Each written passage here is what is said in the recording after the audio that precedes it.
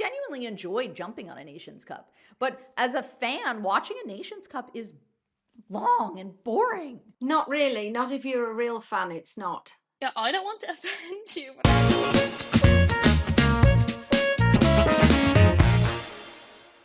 Welcome back to Horse Bytes, the podcast, the pulse of show jumping. I'm Dani Waldman, or better known as Flying Feathers, your resident show jumping expert. And I'm joined with my co-host, SIGH-ve P, our sport's biggest fan. Hi, SIGH-ve. Hi, Dani. Yeah, what a week of show jumping. So I was there. I didn't see the Grand Prix. I saw the Queen's Cup on Saturday night, which dismal class, let me tell you. There was nobody there, no atmosphere, no music. Like, I actually can't believe that they hosted a class like that. I mean, it didn't make any sense. It was not that exciting. People were all on second and third. I don't know. It was not a class to watch, let me tell you. But then Sunday's LLN was a very good day of show jumping, and I'm not the biggest fan of Nations Cups, but it was a good day. I think in general the course actually was perfect. I was talking to Santi, the course designer, and he said he'd been had lost some confidence recently in his course building because people kept coming at him. It was weird. I never heard him say that. The Europeans was way too easy. So I'd say he was building the Europeans. So I'd say people probably, you never really think about that for the the poor course designers. They just go into the mist, and if they do well, it's oh yeah, well done. But if it's bad, they get under so much pressure all the time. Poor Santi, he lost confidence. Yeah, he was sitting talking to me, and he was I feel like I lost confidence. And then today after the class, he was no. He's sometimes you just have to put the noise out of your head and do what your gut is. And he said it really well. He was you just have to go back to what what's good for the horses. And he said he was really proud of the course yesterday. And I think it was a perfect course. There were only 2 double clear. First round saw 10 clears total, but it got people everywhere. I think every single jump on the course fell. I don't say it was an exciting first round. It was kind of boring. I actually took a nap. I was sitting in the stands and head bobbing because that's because I don't like Nations Cups. That's because I don't like that. Also means nothing for you. I think you're on the verge of narcolepsy. You sleep anywhere, and you slept before you jumped Grand Prix, so you can't say Nations Cups are boring because I slept. Not taking that argument. All right. Well, I thought the first round was kind of but it got really exciting in the second round, right? When you switch to the 3 riders, makes a huge difference. We'll be talking about the LLN as a league itself, obviously talking about Barcelona, but it's a great move to three line riders. Actually, Scott Brash said it after the class in his in the press conference that he was skeptical of that positioning and any change, and people wonder about the horse welfare, but what a balance they've struck there. They give options. Chef de Keep's really come into play then with strategies. I think that 3 line all counting riders for the second round is great format, and I think it's nice to have the first round with 4, even though if you might find it a bit boring, I think that strikes a great balance. Yeah, I think it's a good balance. The problem is it doesn't solve the problem for the Olympics, and this is slightly off topic, but for the Olympics, the whole idea is they have to eliminate a whole rider that goes. So this doesn't solve that problem. For the LLN, sure, it works really well, and it made for an exciting final, and anything could happen in the second round yesterday, which there was a big change up. So that's really good, but that doesn't actually solve the problem of why they have 3-man horses in the Olympics. But that's a discussion for another day. That's a different one. And the LLN should be a flagship event in itself, so it should be able to have its own format, and it shouldn't be in preparation for the Olympics. You don't think so? You don't think that Nations Cups in general should be a setup for what major championships are? You think they should have all standalone things? Isn't that the whole issue? Is that our sport has so many different leagues with so many different formats? It's impossible to know. It's impossible to follow. That's what makes the problem is that you don't even end up with so many people coming to the major events because there are so many different events, and then every event has a different format. Does everything need to be standalone? I don't know. I know there was controversy over it last year. There's controversy over the whole league this year. Obviously, the Swiss boycotted, and not the Swiss didn't, but Martin. Basically, in my mind, the Swiss did because Martin and Steve weren't there. So, because of St. Gallen. So yeah, there's obviously massive problems. But I do think everyone's incredibly harsh. I think we're an industry that hate change. This is the 2nd year of the league running, and it's it's meant to be the flagship. It's not. But And also, like, I don't think this is the LLN's fault. We haven't seen top sport, like the best of the best at any event. We're missing lots in Aachen. The Europeans, people were on their second horse. It's the year after the Olympics. Like, no one single show. Calgary didn't have like McLean or Kent because people thought it was going to be too difficult. They didn't bring their best horse. So you can't, everyone's so harsh on the LLN, but this is a more systematic problem for the sport, that we are far too diluted and nowhere is getting the top of the top. When I was there, I asked Di Lampard, the chef to keep for Great Britain, she brought an incredibly strong team. She brought her Olympic riders. And I asked her, I said, why do you prioritize the LLN? Like, you clearly prioritized it. I thought Belgium prioritized it, but like, I didn't think Ireland did. I didn't think the US did. And I asked her why. And she said that when she's doing scheduling and she's trying to figure out like what to do in a year, when you have a non-championship year, that she chose to prioritize the LLN because of the health of the horses, which was an interesting take. I had actually never heard her or heard anyone say that that was the primary reason. And I think she was basically saying that like she knew she had depth in her riders and with the horses. And she was like, look, we have the opportunity to go and try to win. And I think when teams maybe feel like they're not able to win, then they don't, like if they don't have a strong enough, at least three that are strong enough, then they don't really prioritize it. So it was an interesting take on like why she decided to go. But yeah, I don't know. I think the Nations Cups in general are a hard sell sometimes. Yeah, but bringing back to the Brits, you're talking to Di Lampard, that it kind of brings us in nicely to like, they have had an unbelievable run this summer. Yeah, crazy. Scott individually has had an unbelievable run, but like, they were Europeans great. They won the last three huge big Nations Cups. Yeah, they won Calgary, they won Saint-Tropez, then they won the final. Scott's won what, 6 5-star Grand Prix this year on 3 different horses. Yeah, crazy. Yeah. So yes, like, I mean the Brits clearly are far and away the strongest, and you thought they were the strongest coming in. You were right. Good job on that. And you just switched over them like they didn't even exist. You're like, it's us, the Belgians. Everyone else is terrible. I was like, what? You have like, they're like your Achilles heel, the Brits. You never ever think about them. Same when we were at the Olympics. I also miss them. I don't know what it is. They're so top, but it was just. But everyone did. I don't know. They're always somehow under the radar. But then why? Because they have so many medals. They're probably like the most decorated nation. So I don't know why, but yeah, they're killing it. So I was watching a little bit, and I just saw like Katanga and Bertram Allen were the only double clear, so that was pretty cool. They got 100 grand each, so split that 200k bonus. But I always am watching Katanga and Foley, and that's like talking about Scott, and I know it was in the Grand Prix he won, but like unbelievable mares, but like they just look so uncomfortable to ride. Like their rounds are so chaotic. Like, can you just like discuss a little bit about those mares and like how you manage that, and like why you think they're just so good, and can that be longevity, or does that lead to a bit to inconsistency, or just talk about those two mares? I mean, with those horses, I don't think there's been so much inconsistency, honestly. Maybe Katanga, we've seen a little bit of a dip, but she's way back in form now. I mean, look, sometimes you need a horse that has a lot of like gumption to them, right? They need to have character. You need one that's a fighter, and especially sometimes those mares, they're not the easiest to handle. They're a little bit difficult. If you watch Foley, she's always like rooting through the bridle. Katanga's got her head straight up in the air. I mean, they're clearly not easy, but they're incredibly athletic. Both of them are very athletic. So even though it makes it much more difficult to ride, the riders, I think like Scott and Nicola, both are able to do the best that they can and try to place them and help them the best that they can, but they also trust their athleticism, that even if they are a little bit deep or they are a little bit long or they need to get out of a double, that they can trust their horses really well. I mean, that's the thing about those like fighting kind of mares that really try their hardest for you, is that they don't necessarily make it the easiest for the rider, but at least when they get there, they absolutely will do their hardest to get across the jump.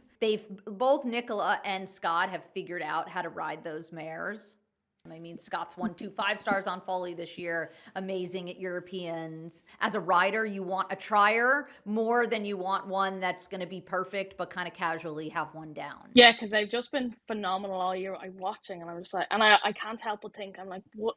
I'd love to see, like, in my head, I just think Scott's so unbelievable. Like, do you think, like, and it's really to do with Scott that horse goes so well, or do you think anyone would be able to, not anyone, but No, I don't think anyone. I mean, I actually think Katanga looks slightly more complicated just because when she's so upside down, like how to get there and soften and so that she can use her neck and back and shoulders. But Folly is more just like so in and out of the contact. I think honestly Steve would be a really good rider for Folly, but I think the fact that Scott's had her since she was young and developed her, like that creates that partnership, and I love to see them together because like he never looks like he's arguing with her. He just looks like he's trying to work with her all the time, and that's such a nice thing to see as a rider, and Scott does such an excellent job. Yeah, I just had to bring up those two, and Katanga again, double clear. Like they're just, yeah, it's just really interesting to watch, and it's just I love those two mares. But I'm like, how do they ride them? They look hard.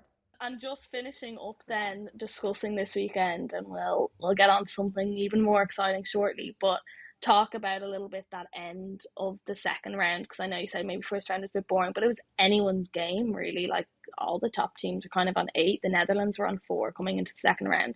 I really felt it was great, exciting sport. I was like, Scott's got, like, obviously he's going to jump clear. I didn't think it was going to go to a jump off. But that made it even more exciting again. Yeah, it was great. I mean, like I said, Santi was super happy with the course because you get the exact result you want. There was a jump off second round, like everyone went in, and we were like, I kept looking on the thing being like, okay, this team has 16. If they go clear, they have 16. If they have clear, and then like the one time fault from Marcus Enning put them on 17. Okay, in the end, then Richie, I think, had 2 down, so it bumped them down. But like they were so close to like that time fault could have been the difference between hundreds of thousands in prize money had he not had that and Richie had stayed clear, they would have stayed on 16. So like there were a lot of teams that were like could go, could not, like France could have been in there. I mean, it was a very exciting last round. And then to have the jump off between Ireland and the UK, it was great. I mean, I think you knew Scott was probably going to be faster, although I will say the jump off with Billy was insane because watching it, like what he did to the last jump, like I don't actually know how he left the jump. I don't know the jump up. It was crazy. Like he saw it as he came around the turn, and it was just insane. I mean, he like left an entire stride out. I was like, oh my god, it's not gonna happen. It's not gonna work. It's not gonna work. And crazy lucky there. So I mean, he gave it a really good shot, but Scott was just so much neater. Yeah, kind of right from the start with everything. And like, okay, he's been so successful in jump offs with Jefferson. He's been on such a high and a roll, like winning and going so fast. I feel like Billy hasn't had like the practice of going that fast at such a high level as Scott's had recently, because Scott's jumped so many jump offs at meter 60 recently. But it was a really good class. And like the second round, Santi actually put only the skinny after the water up like 3 centimeters, 2 or 3 centimeters. 3 centimeters. That was the only jump he changed, which I thought was smart because that actually caused very little trouble in the first round. It didn't even cause so much trouble again in the second round. But the one thing about the course all day was that the numbers were all over the map. I mean, you saw people doing leave outs, add to the leave out to the add, like all around the course. Like there was no one set way to do it. It was so, pick your line kind of class of like every horse and rider combination had to choose what was best for them, which made it like really interesting to watch because you were like, what are they going to do? And then like Sophie did 6 up the second line, which like, okay, Richie did it on United Touch, but that like doesn't really count. But like, she didn't mean to do 6. She definitely like went blank and like missed to do, and was planning 7, did 7 in the second round. So it was exciting. Like you really saw a lot going on, and a worthy winner. Yeah, really worthy winner, and just shows momentum in our sport is so much, isn't it? Like you always see it, people are just in those winning ways, and it goes and goes and goes great, and when it's not your time, it just feels like it's really not your time. Yeah, totally. But yeah, I thought it was a great class. Yeah, like I like our sport because I think in the first round in in the Nations Cup you can kind of paddle along like any sport. I don't know, like golf or something. You can just watch it, keep an eye on it. Oh, that's great, and then it's game on for round two. And I love the Nations Cups like that. I don't know. That brings us to the elephant in the room about Nations Cups and the LLN's future, because you know my opinion. I don't think Nations Cups play a big part in our sport. I don't think people like them or care about them anymore.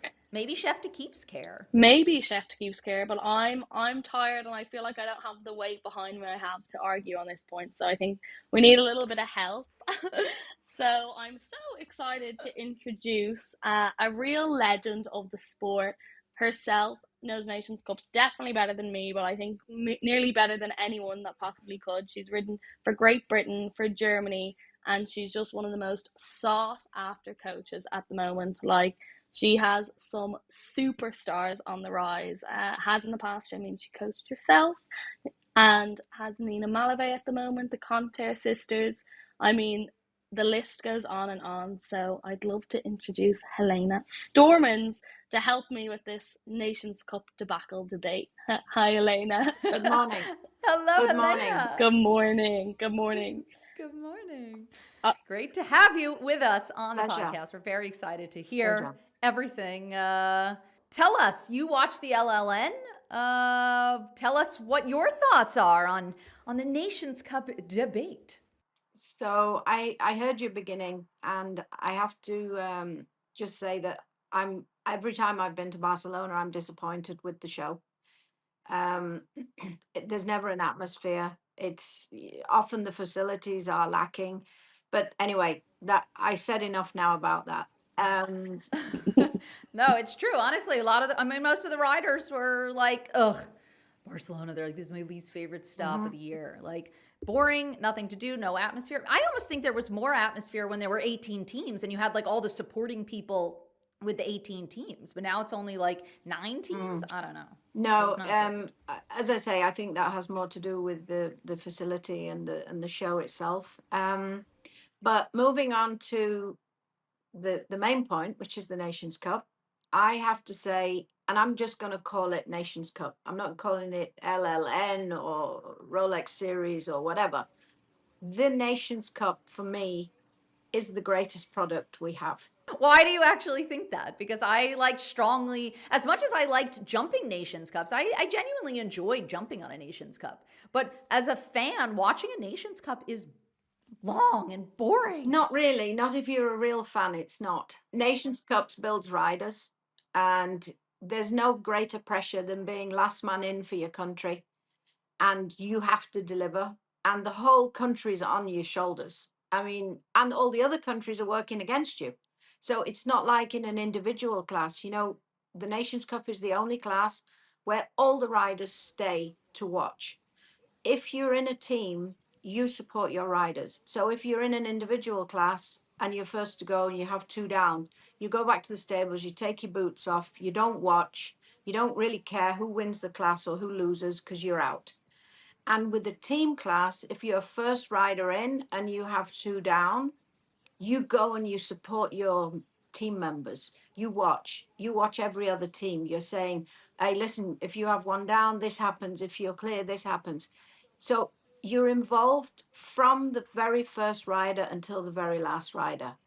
And there's no other competition that makes you do that. Yeah, but that's the problem, right? Is that like as an athlete competing or a trainer or coach, somebody involved with the intimate parts of the team, it's super exciting. Like jumping on one, I love jumping on a Nations Cup team. Like you said, the added pressure is a good thing. Like I like all that, but as a spectator for the sport, it's hard to follow. Like you don't know who's winning, the scores. The sport doesn't do a good job with graphics. Like to be a part of the team, I get it. I agree. Like there's something about it that feels important, but this is an individual sport. Like 99% of the time it is individual. I would debate that. I mean, the Olympics is a team sport, and the Olympic Games still has 2 medals in show jumping. One the individual and the other is the team.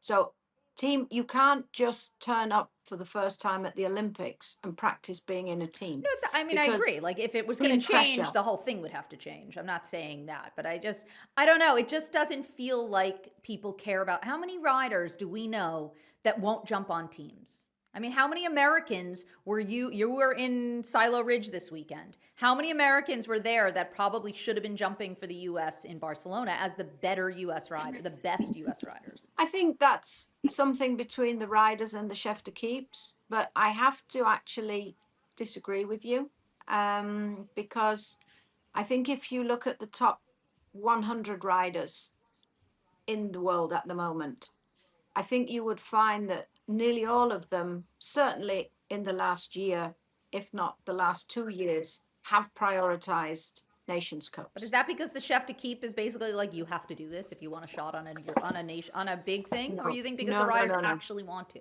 I mean, I know how many I talk to so many of the riders, and they're all like, ugh, Nations Cup, Nations Cup. There are some that love a Nations Cup. I'm not saying that. There are some. But there's plenty that are like, I'm not doing that. Like, I only care about myself. Sorry, but that's what they say. The ones in Barcelona? No, not necessarily. I mean, some, yeah, there were a few riders that were sort of like, all right, we're here. No, the Brits clearly cared about it. I'm not saying they cared. But there are plenty of riders that were in Barcelona that were like Scott. I really don't want to be jumping this. Well, then I don't know why they went, if they did, because certainly the Grand Prix was not enough money to warrant just going to Barcelona for the Grand Prix. Oh, but okay, the money the money for the LLN final was good. I mean, I understand why they wanted to go for that. Yeah, but you're only as good as your teammates. So if you're on a good team, it's great. If you're on a mediocre team, it's not easy. I just feel that having come up through a system where we rode Pony Europeans teams, we were junior Europeans teams, young riders, then moved on to senior Nations Cups. I can honestly say, as a competitor, there is no greater pressure than being on a team and having to deliver. And you don't want to let your country down. You don't want to let your teammates down. You feel the whole world is on your shoulders. That I agree, 100%. As an athlete and a rider, I'm with you 100%. But I think that there's no better training than to put riders under that pressure, because the day that you maybe get into the position of being in the lead in the individual final at the Olympic Games, you're going to feel the same pressure. And you've been there and you know the pressure and you can deal with the pressure. So I have to say, I hope the Nations Cup goes on forever. SIGH-ve, what do you think? Well, also just adding, obviously, I can't at all say about like from the rider's perspective, but from fans, and you always say that like spectators, but I am a fan. And I am a fan of the Nations Cups because, and you say it's hard to understand and follow, but like my dad doesn't know the back end to the front end of a horse. And he likes the Nations Cups because you can follow, there's national pride in it as well. So like I've also grown up in Ireland where you go to the pub, some like it used to be in the past, and like the Nations Cup of Dublin will be in the pub showing, and people will be after, like the regular person will know what the Aga Khan is. You can get people behind the sport and following because they know their nation, and it's really hard if you're not big into the sport and you don't know the horse changes, riders, because they're changing all the time. When you're in the sport, it's very easy to be like, oh yeah, I know this combination and this combination, but if you're just briefly watching, you can't keep up with that, but you can keep up with the nation.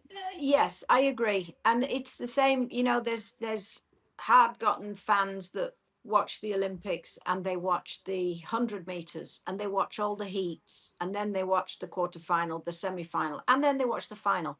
I love the Olympics, but I can't stop working and watch the Olympics all day. So what do? I tune into the final. I just tune in and watch the 100-meter final because it's one of those races that's important. But I wouldn't know who was running in the heats.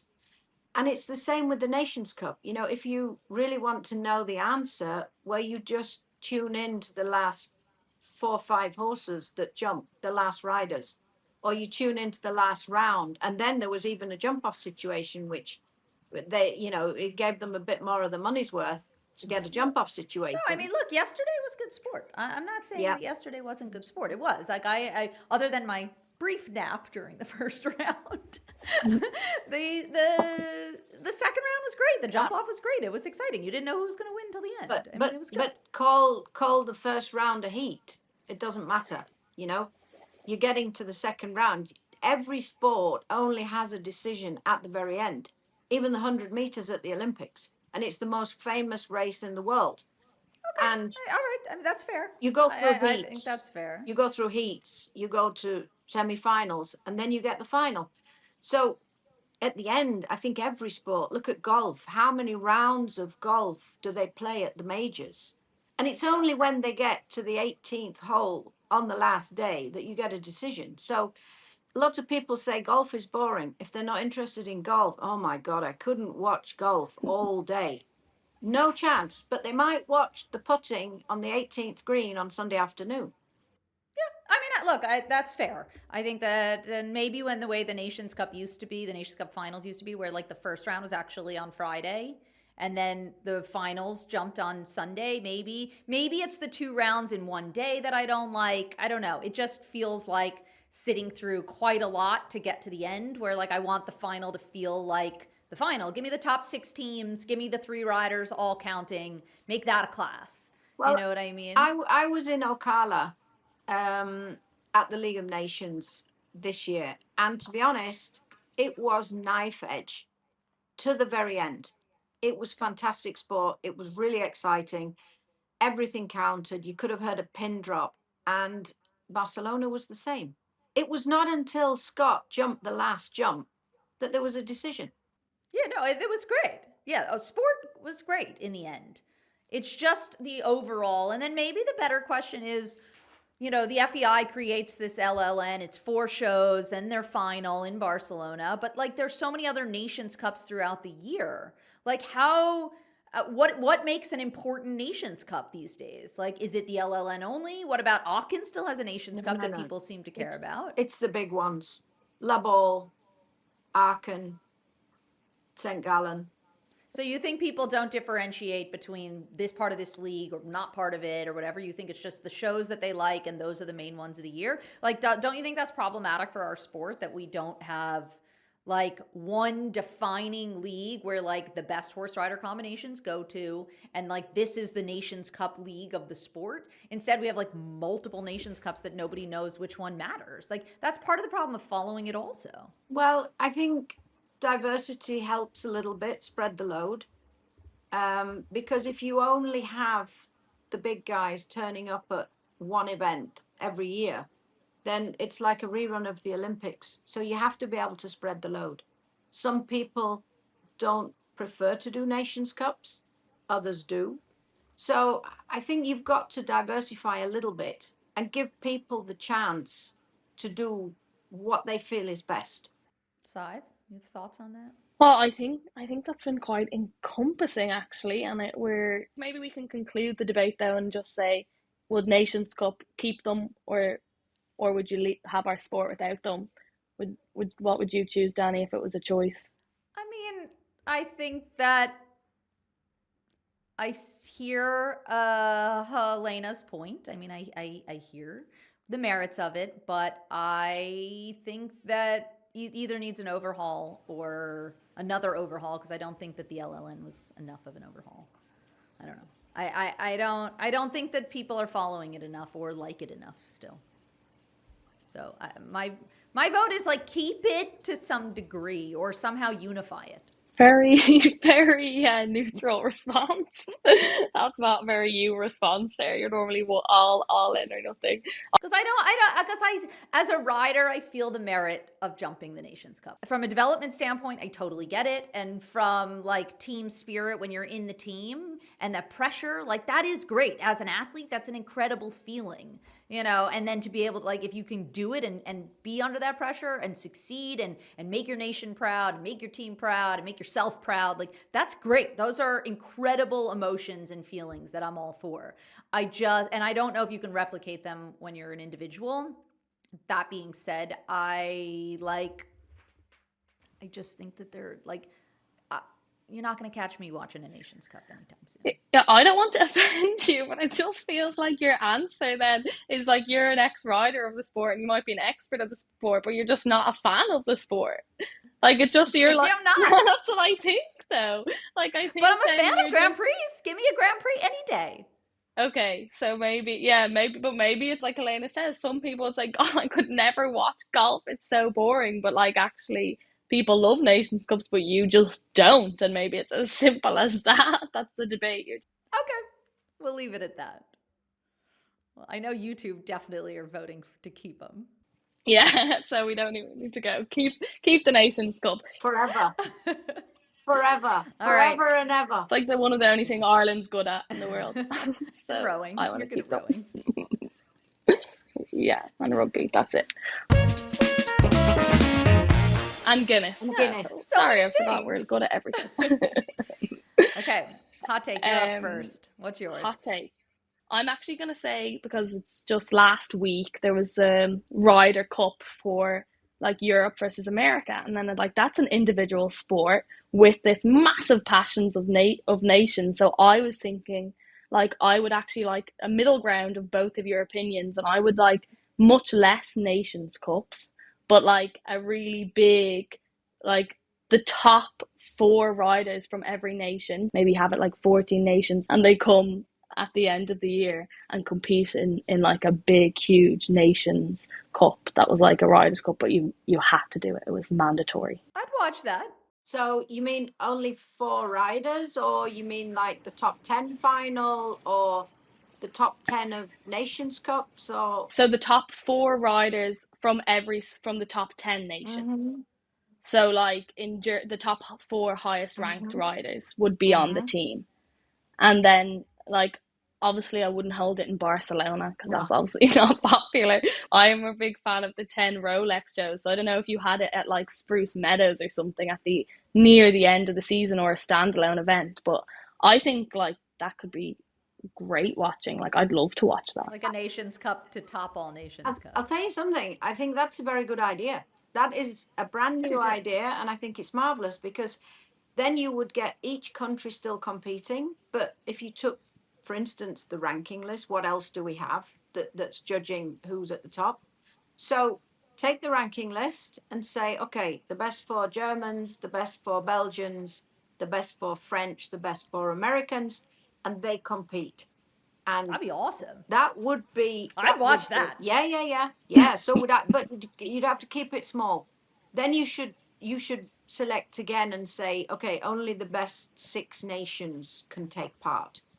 See, but this is my point. Exactly. I want to see less. I don't want to see 40 people jump 2 rounds. Yeah, but how do you get there? You got to get there. You've got to have all your 3-star Other Nations Cups throughout the year. You've got to, these riders are also needing to get horses going in other Nations Cups. Everybody has to get to you don't start at the top of the pyramid.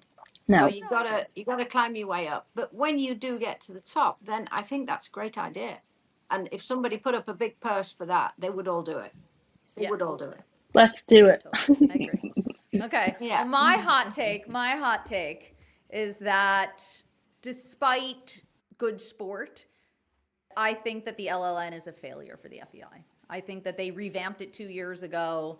They were hoping it was going to be some huge revitalized thing, and I think a lot of chef keeps didn't prioritize it. Maybe championship year last year, I kind of gave it a pass because I was like, all right, they're not worried about this. They're thinking about the games and things like that. And then now this year, okay, they also had Europeans. It was a championship year, but I guess you could say a lesser championship. But I think that for the FEI, like the crowd, there was no crowd watching. I have no idea what the numbers are in terms of their streaming. So maybe there were hundreds of thousands of people watching this on streaming. But I think that the LLN as a revamp for the Nations Cup series for the top nations is a failure. That's my hot take. Okay, well, I would like to say I hope Nations Cups go on forever. But just your point at the beginning, Dani, about the class or the whole championship, the European, and how Santi was demoralized because of his courses. I'd like to make a point that the first day of the European Championship is fixed at 1.50 meters. And that's how the FEI has constructed the schedule. It's wrong. Those riders, I mean, even the young riders jump 1.50 meters at their European Championship. the senior riders need a bigger speed class the first day to sort them out, because it wasn't the end of the week that wasn't difficult enough. It was the beginning of the week. That speed class built in the rules at 1.50 m. Santi's hands were tied. There was nothing he could do. You can't get those good riders and horses apart at 1.50 m. No chance. It's like a training class. So I would like to see that revamp, that European Championship schedule. That's a good hot take. Yeah, that's a great take. I fully agree with that. I think that would be a good way to solve Santi from being demoralized. Correct. It would sort people out. It wouldn't be complaining about the courses, and it would be appropriate for major championships. It wasn't his fault. His hands were tied. And it means then your winner isn't really the winner of a one, because it's all based on the speed of the first 150. Correct. So your 160 top gold medalist is the fastest 150 speed horse and a bit consistent the rest of the week. Like it's wrong. I agree 100%. Great hot take. Correct. Well, thank you I love it. so much. It was amazing to have you support my idea, my ideology. Sorry, Dani. But you know I'm not a yes person. I know. I'm not a yes person. No, but you shouldn't be. And like you I said, invited me, but I let you down. no, you didn't let me down. You didn't let me down at all. You never let me down. No. But Nations Cups are just, like you said, SIGH-ve, maybe not for me. Yeah, there you go. Tune in at the end. Then it's exciting. Yeah. Exactly. When SIGH-ve's idea comes to fruition, then I will be watching the Nations Cup, the ultimate Nations Cup that I would watch. That's it. The Ultimate Nations Cup. Let's go find a good sponsor. Let's do it. I love it. Okay. All right. Okay. On to horse show organizing. All right, ladies. Helena, what a pleasure. Bye-bye. Thank you so much for joining us. Thank Bye, you. folks. Bye-bye. Bye. Bye, Dani. It was amazing. Bye-bye. Bye, SIGH-ve. Thanks, everyone. We'll catch you next time on Horse Bytes, the podcast, the pulse of show jumping. Bye, everyone.